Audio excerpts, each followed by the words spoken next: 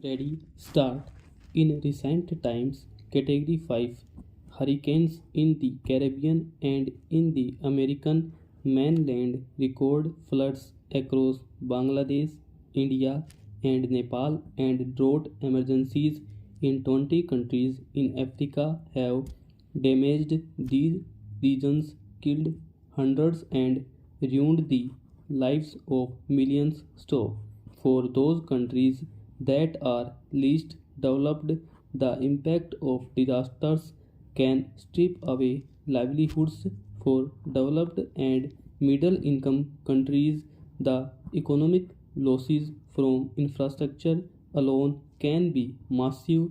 For both these events reiterate the need to act on a changing climate, the effects of which have been revelatory. So, while 4.2 million people dying prematurely each year from ambient pollution gets relatively little media attention, the effect of heat trapping greenhouse gases on extreme weather events is coming into sharper focus. So, it could not be otherwise when the impacts of these weather events are so profound. So, during the last 2 years, over 40 million people, mainly in countries which contribute least to global warming, have been forced from their homes by disasters. So, there is clear consensus.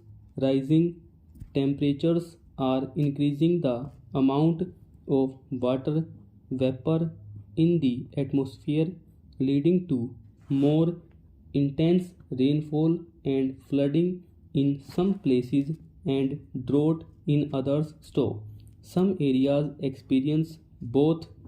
Topex oblique Poseidon, the first satellite to precisely measure rising sea levels, was launched 25 years ago. So, those measurements have observed a global increase of 3.4 millimeters per year since then, that a total of 85 millimeters over 25 years. So, rising and warming seas are contributing to the intensity of tropical storms worldwide. Stoke Stanza, while the Paris Agreement has set the world on a long term path towards a low carbon future, it is a windy path that reflects pragmatism and realities in each individual country's stock.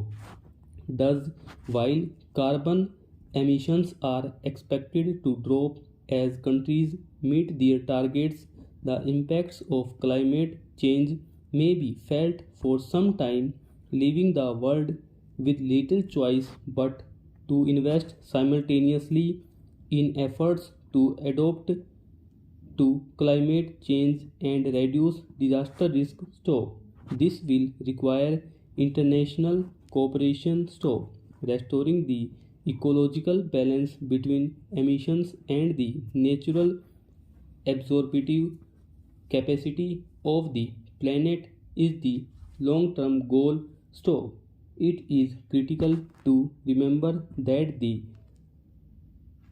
long term reduction of emissions is the most important risk reduction tactics we have, and we must deliver on that ambition. So, the November UN Climate Conference in Bonn provides an opportunity to not only accelerate emission reductions but to also boost the work of ensuring that the management of climate risk is integrated into disaster risk management as a whole. So, poverty, rapid urbanization, poor land use, ecosystems decline, and other risk factors will amplify the impacts of climate change. So, today, on International Day for Disaster Reduction, we call for them to be addressed in a holistic way. So, stanza in terms of our strengths.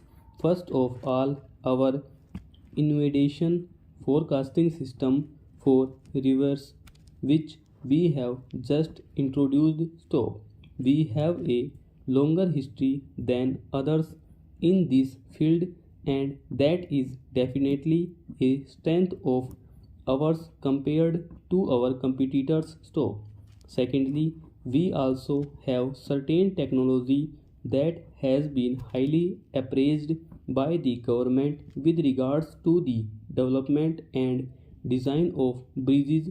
So, thirdly, because we are an engineering consultant, we cannot have any specialized technology unique to us because we are working in compliance with government policies and standards. Stop over.